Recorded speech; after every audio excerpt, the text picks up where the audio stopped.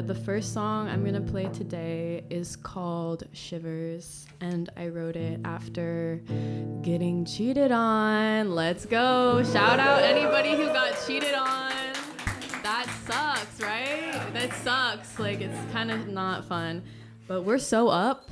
We're so up now. Yeah. So yeah. I'm just gonna like, do that thing.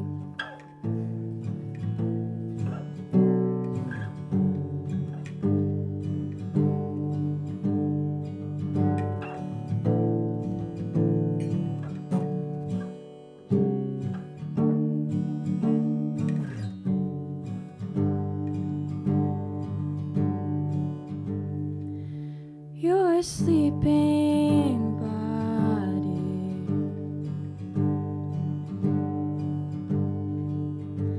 moves close to mine.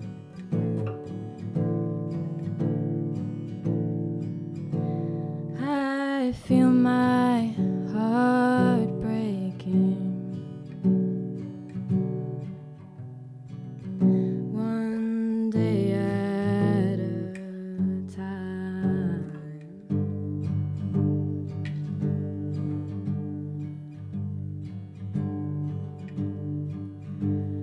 I relapse when I hear your name. I long to make the same mistakes.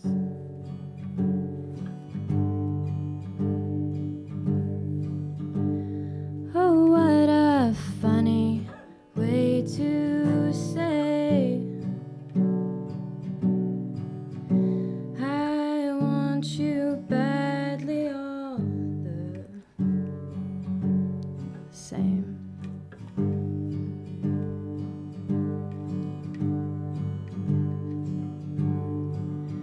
Oh, I would let you ravage me with your savage sensitivity.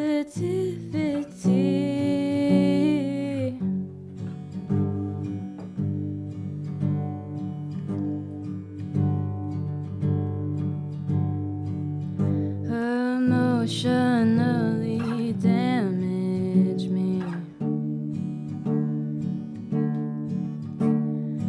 Fatally misunderstand me.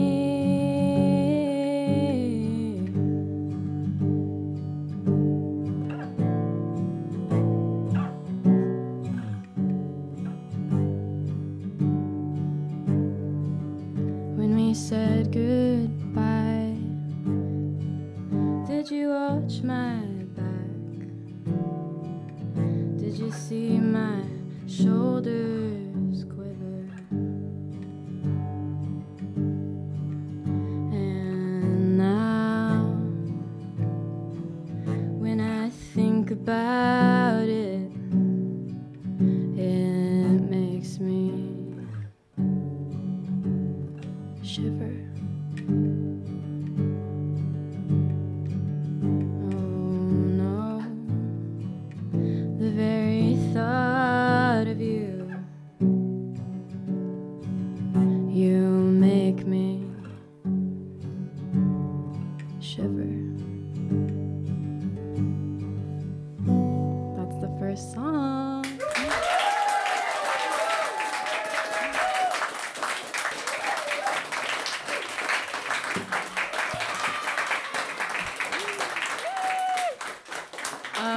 So now I have to like tune my guitar differently. So like, give me like just a sec. I don't actually know where to put my phone. Can you just stand up?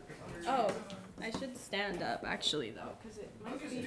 Oh, that's so good. It's actually right beneath my caboose. What's the deal with airplane food? No, that was so good, Lucas.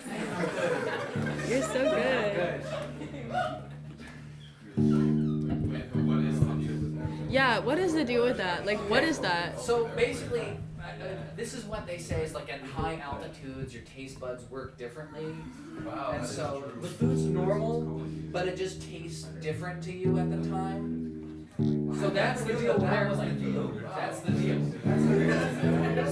How did you figure that out? Google Science. That's so. Yeah, sure. What do you want to talk about? I don't know, like dinosaurs next. We got an animal fact? Any birthdays? Guys, I'm doing clown performances for people's birthdays. Let me know.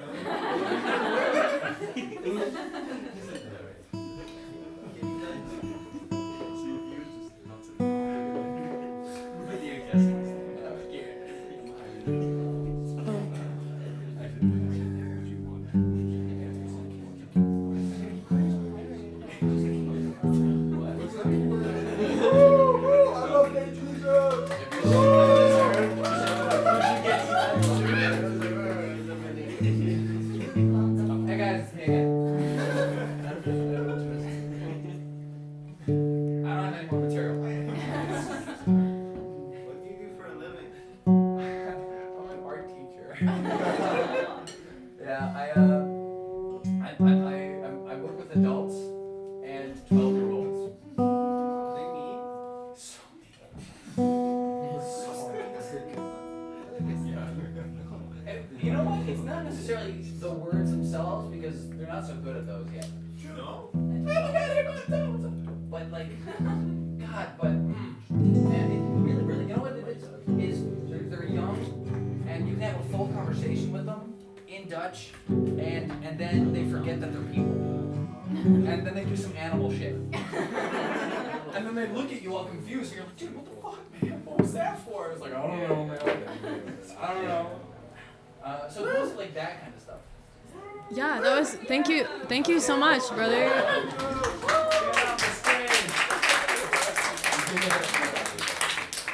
If I had the space, I'd twerk.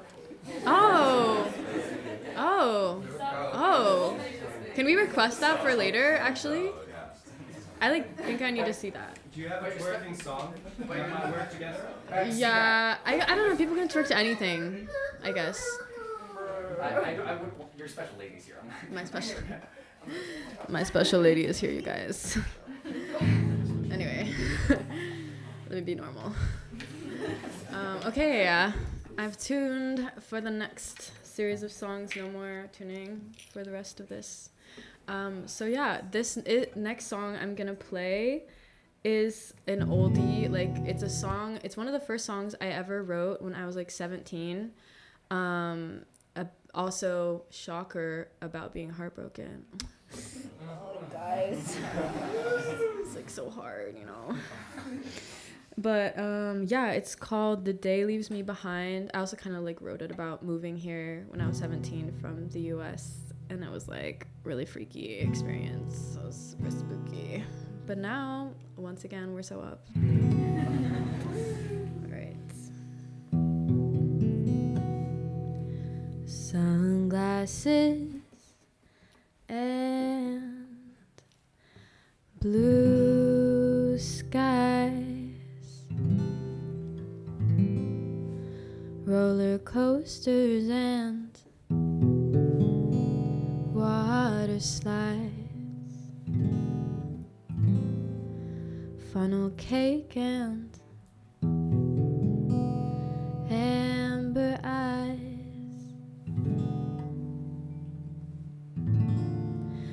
Where this goes, you decide.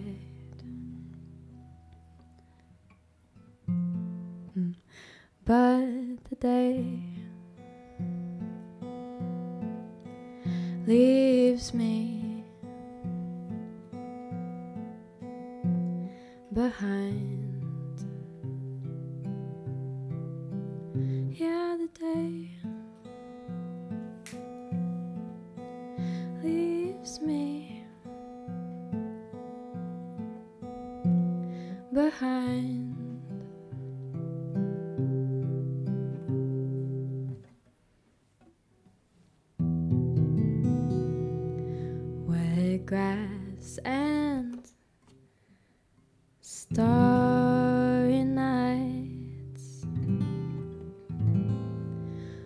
molasses words and red wine, black cherry and your mouth on mine.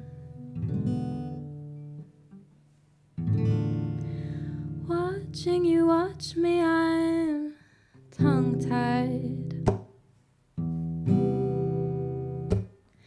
Still the day leaves me behind. Yeah, the day leaves me behind.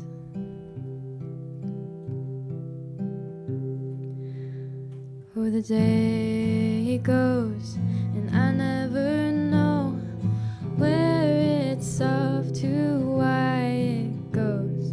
But I know that I'm on my own, 'cause at the end of the night I'm always alone. Yet I see tomorrow in my dreams, but I don't ever wanna leave.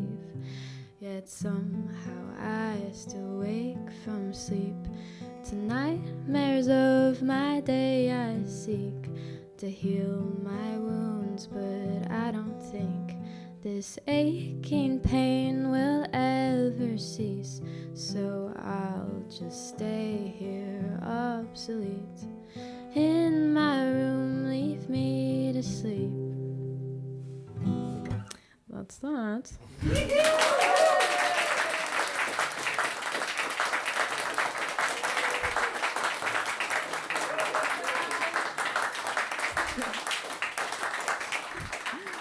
Thank you. My side girl shit. Yvonne, did you almost spill some beer just now? No, I said I almost did. Oh. No, I like saw that. I was like, All right. All right. The next one. Same old shit. You know the drill. Sad girl shit. Yup.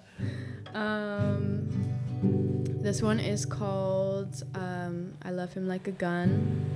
Thank God I no longer love this man, is all I have to say.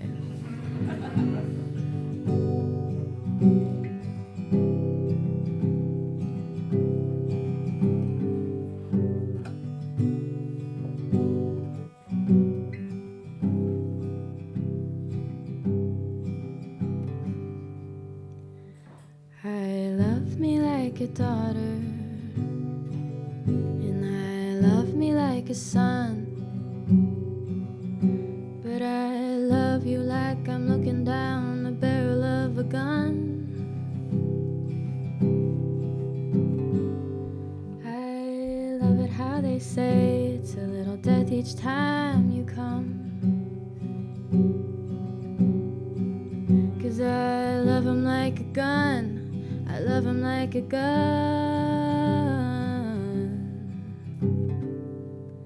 And I'm holding his hand in my pocket when the bank clerk screams. 'Cause though I know he's dangerous, he just might save me. And I could hold him like a weapon, or I could hold him tenderly.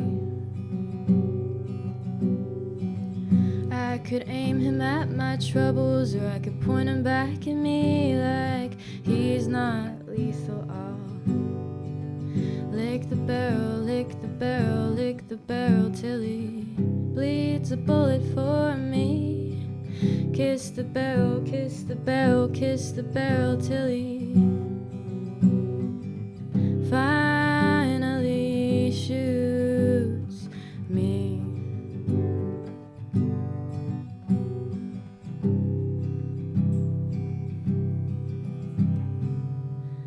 And I love my friends, they're my sisters, my brothers, my kin. I love my world is only a sad water can, I watch it all spin, spin and try to hold it closely until he's there and he points that barrel at me. But I know this feeling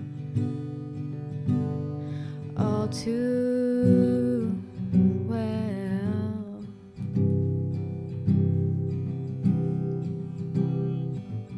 Call it love, this hopeless violence,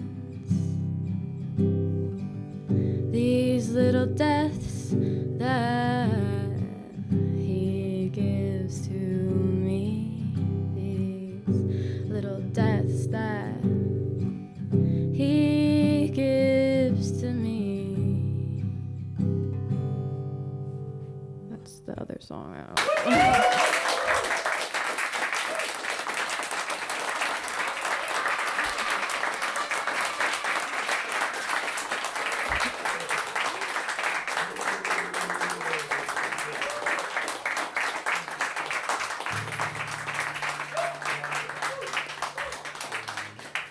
Alright, I have like a last song that I'm gonna play, but sorry. But it's like kind of new. Oops, sorry. Was that loud? No. Oh. Imagine I just go into like ASMR. I'm like, hello, you guys. Hello. The last song I'm gonna play is really new. It doesn't have a name yet. So that's like exciting, I guess.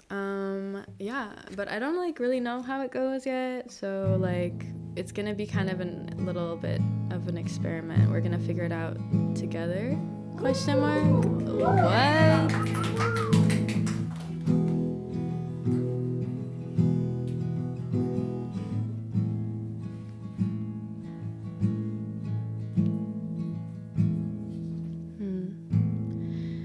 She makes her way somewhere I don't know.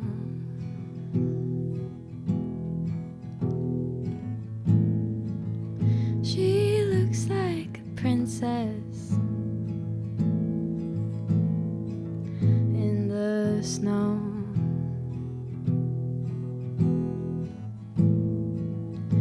And I wanna say something, but I don't.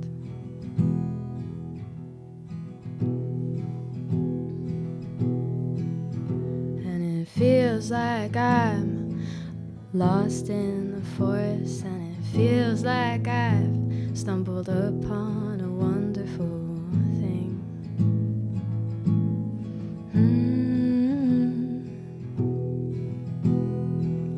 There's a creature so divine, there's a spirit and it looks like mine, and I don't know how I'm ever gonna shut up about it, 'cause it feels like I've got nothing to lose, but I feel like I've got all my bets on you. So really, maybe, baby, I'm just your fool, and I'm not scared of giving in, I'm only scared of losing you.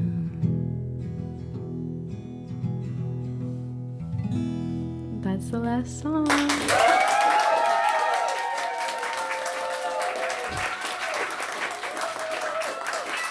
Thank you.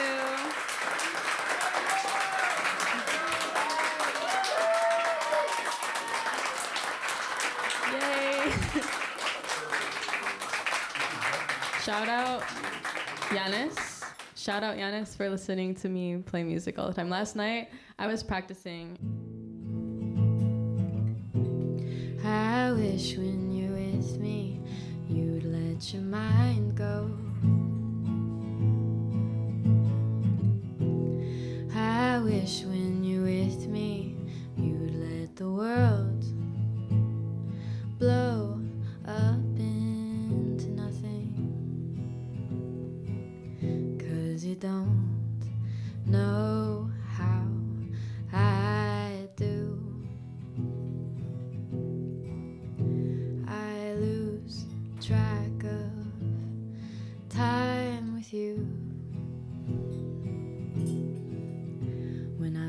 losing myself, you can find me.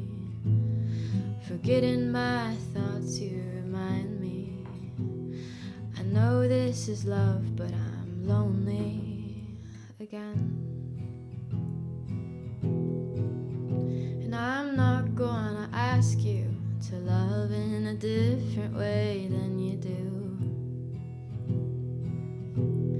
But God, it ain't fair, I see you everywhere I look. And I wish you would ask me. Kinda wish you would ask me. Ask me to stay. Ask if there's something I wanted to say. Ask me to stay. Ask me to stay.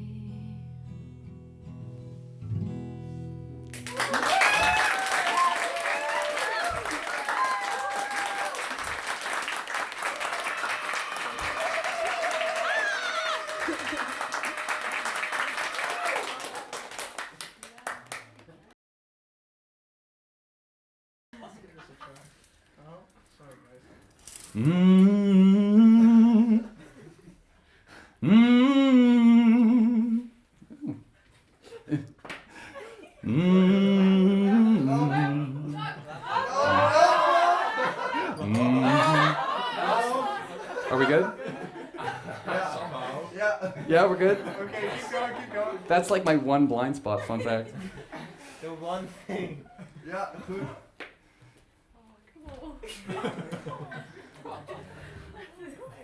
So before I get in character,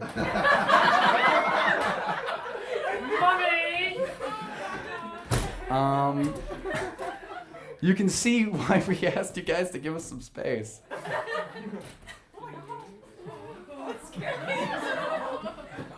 How many monkeys are there?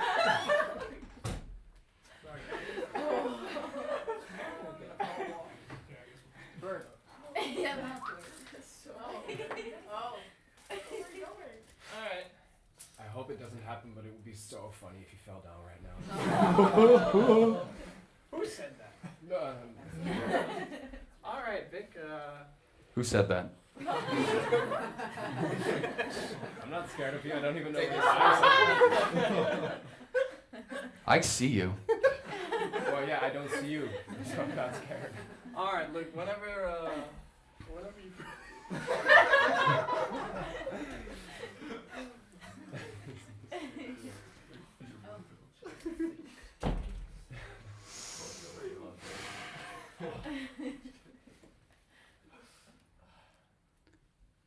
Hello, children. Oh. It is I, Lady of the Lake. And tonight, I come to you with a story.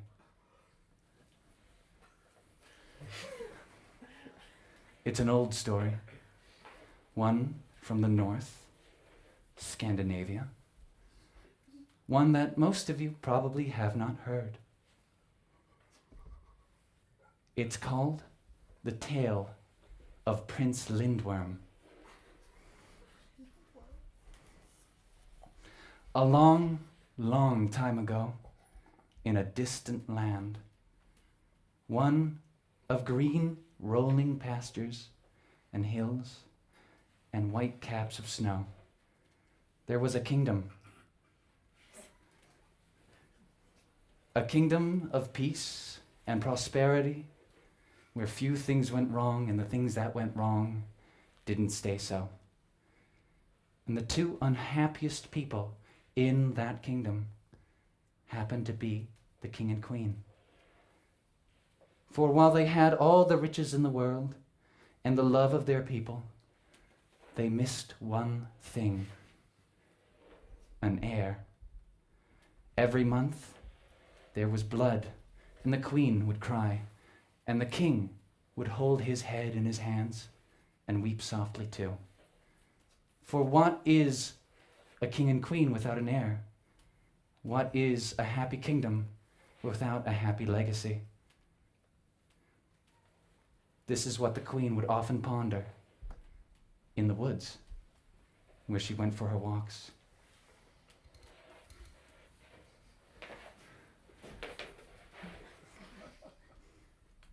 And on one of her walks in the woods, the old woods, the woods that have grown wise with time, she met a crone, an old lady that managed to outlive all the others with medicine and maybe more. And the crone spoke to her. "You, woman, what deigns thee in these woods of mine? I notice much sadness and tribulation in your heart." And the queen spoke thus. "Prithee, how doth thou tell?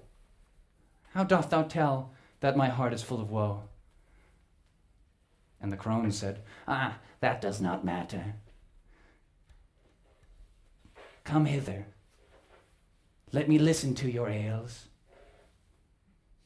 I am barren.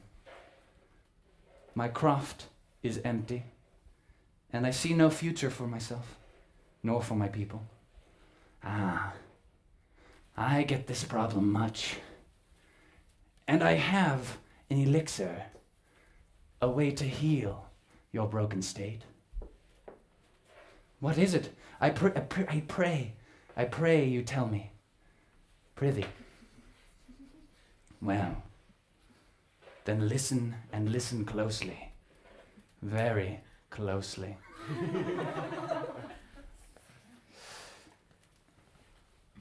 "When thou returnst to the castle, and the sun goes down, I need you to speak your ails aloud into the air, into the night. Let the world know what ails thee. Then, softly, once more, speak it into a jar. That jar thou must place in thine garden. And then the next morning, you will see 2 flowers, one red and one white. And listen closely, queen.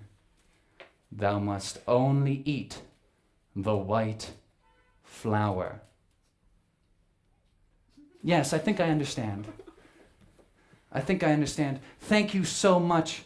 I really hope it works out. And with that, the queen went back to her home, where she stayed until night came.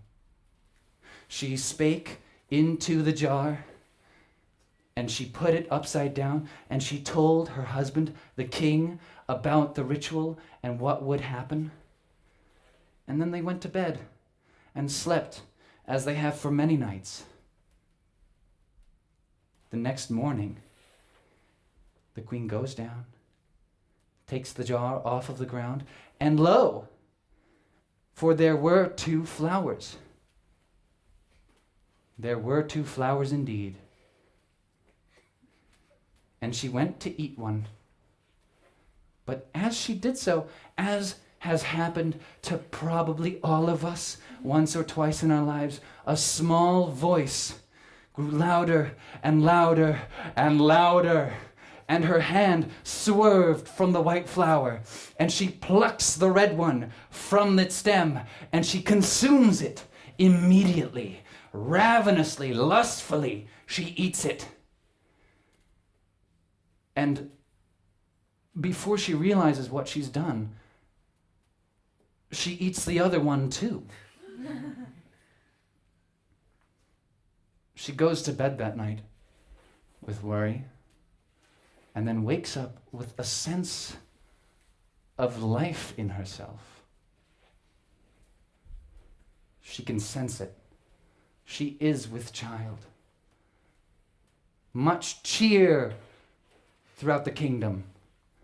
Everyone comes to congratulate the two new parents. And after 9 months of long, long waiting, she gives birth. But it's not an easy birth, for there was not but one child. The first one to come out was not a human at all. It was a black snake that the midwife immediately thrust out of the window from the castle walls. But the second one was very much human, very much just a boy. A beautiful one at that, one who would be known as Crown Prince. And he had a wonderful life. And when he turned 18 and grew into manhood, he was gifted a white horse, a suit of armor, and a mission to go to a foreign nation and get a bride. He was ecstatic about this, for he had been lonely. The castle can be very, very empty. And he wished for companionship. He went off on his adventure, going west towards the land. And then he was stopped at a crossroads. For once he tried to cross the bridge, a large serpent the size of the sky came out of the lake and stopped him. And with a deep, gravelly voice, it said, "I am the eldest. A bride for me before thee, brother." And he knew not what to do with this information. And the snake, the lindworm, was so big, he immediately ran off into the opposite direction and hoped to go to the kingdom on the other side. For there were many maidens there, many princesses that he could still wed. But as he tried to cross the threshold of his country, who was there but the lindworm once again? "A bride for me before thee, brother." Naturally, this was a problem. And when he returned home and relayed this information to the king and queen, they knew exactly what had happened. But by the old laws, the lindworm's word rang true, for he was the eldest of the king and queen. And this is where the tale diverges from many other of its kind. Instead of slaying the lindworm, they built it a room in the center of the castle and sent out many musicians and minstrels to come and invite it in. And the lindworm came. And they sent out message far and wide. "We have a crown prince in need of a queen." And they came. And the lindworm had a wedding. However, on the wedding night, in its chambers, lapped with silk cloth and pillows and shiny things and chains and jewelry and everything that you can imagine, the lindworm ate his bride, thereby not consummating the wedding. "A bride for me before thee." And they went out and they found another bride. And they had another wedding. And the lindworm had another feast. And this went on until one day the king, in all of his wisdom, went to a herder in his kingdom and asked him, "Please, may I have your daughter's hand in marriage for my son?" And he reluctantly agreed, of course, because Well, it is his king. But when the girl heard the news, she asked, "Prithee give me 1 year and 1 day." And the king agreed, and the lindworm agreed thus. The prince, the girl, spent a lot of time thinking about what her life had become and how it will come to an end. And she spent that time thinking those thoughts in the old woods once again. In the old woods of the crone. The crone, of course, said, "What ails thee, child? What ails thee?" And the girl, of course, not having much to live for, told her of her story. "Ah, yes, I see what has happened. She ate both flowers. Fear not, for I have a ritual. This is not the first time something like this has happened. Listen closely and listen well." And the girl did, and they spake the entire night.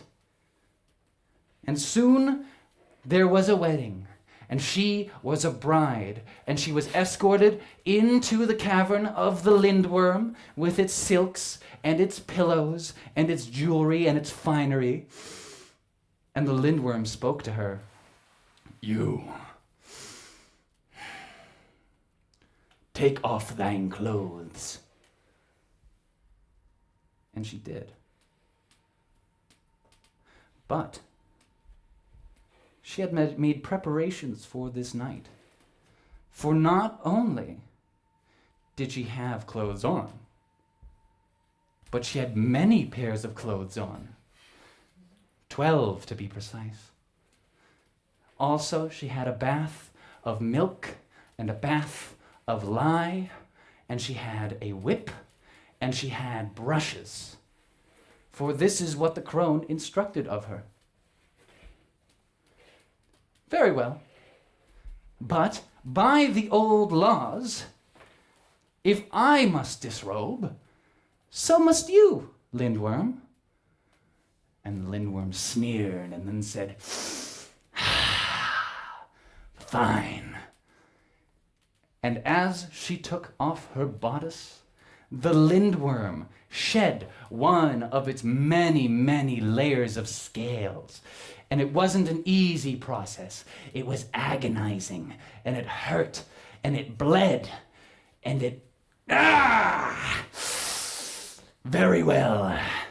Remove thy next layer. And she did, and so did he. Many more times this happened, until she was down to her very last layer, and the lindworm, no longer black, but a deep red, a deep, bloody, gory red, pulsating and bleeding from every orifice, tired. As she removed her last layer, and he tried to, too, a snake or a dragon or all of these things did not come out from the last layer, but a sort of pink, pulpy man.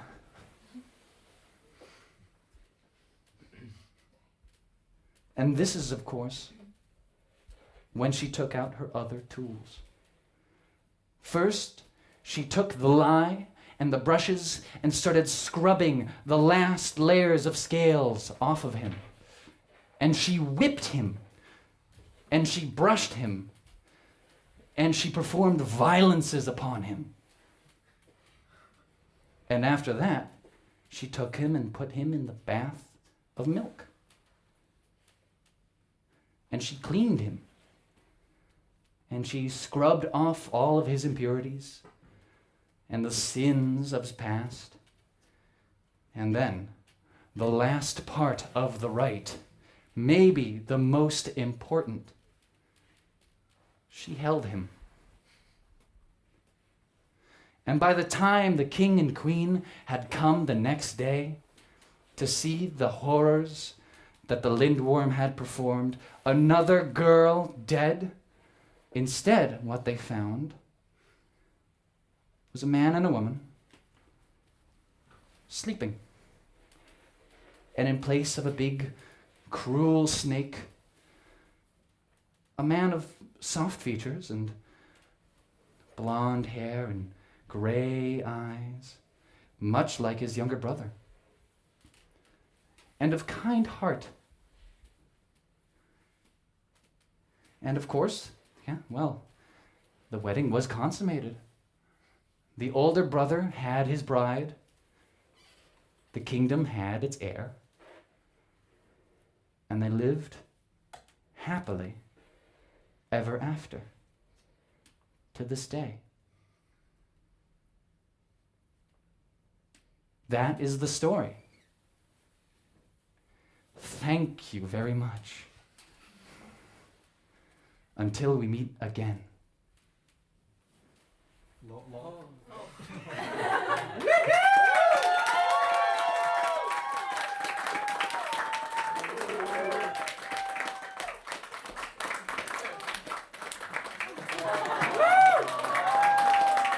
Hey, man.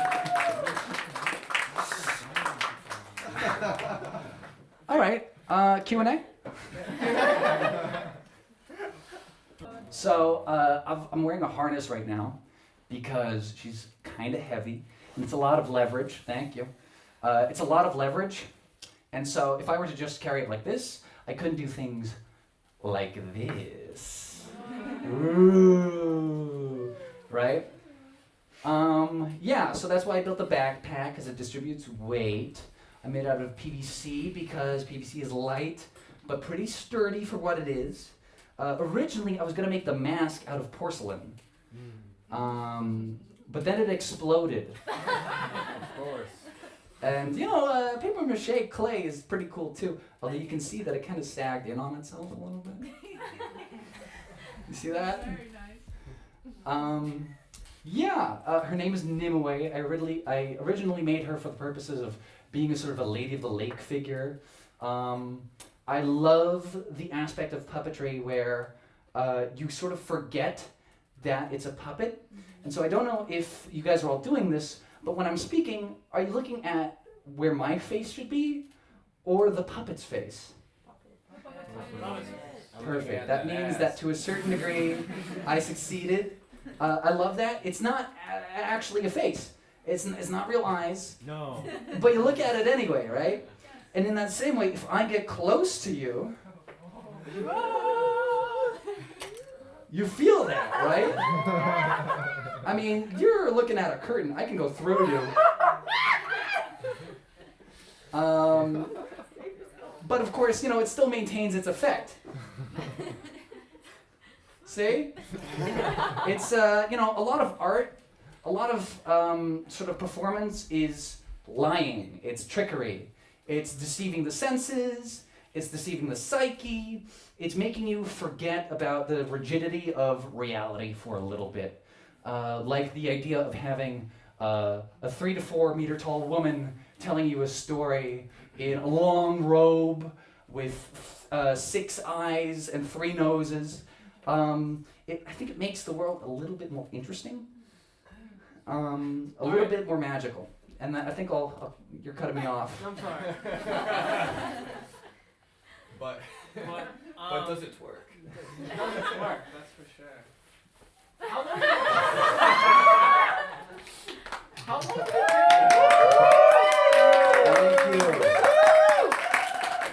Thank you so much. I want to know, how long did it take to build? So the first mock-up of the skeleton took me about a week.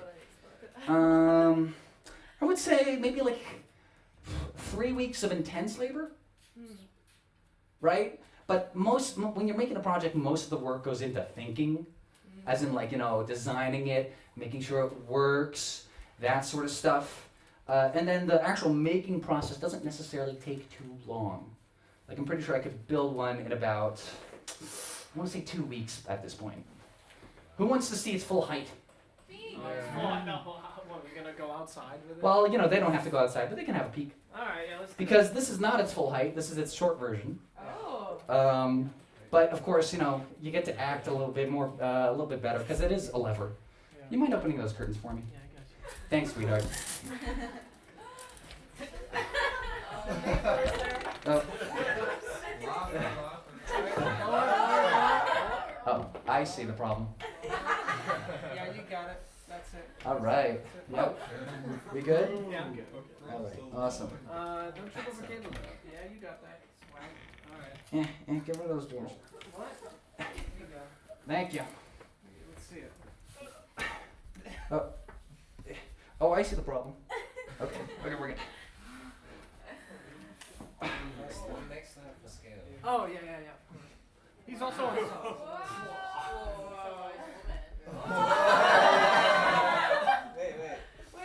is a hard ass picture.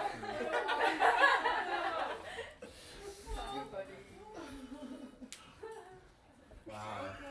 It's fucking massive. Yeah, she's kind of big. Kiss? Oh.